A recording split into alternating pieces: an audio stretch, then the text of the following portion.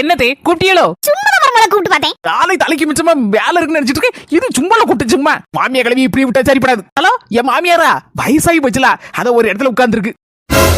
ஏலையா வீட்டுல துணி துவைக்கிறது பாத்திரங்கள் வந்து எல்லாமே நான் தான் பார்ப்பேன். ஏன்னா என் மாமியா கிளவிக்கு ரொம்ப வயசாகி போயிட்டலாம்.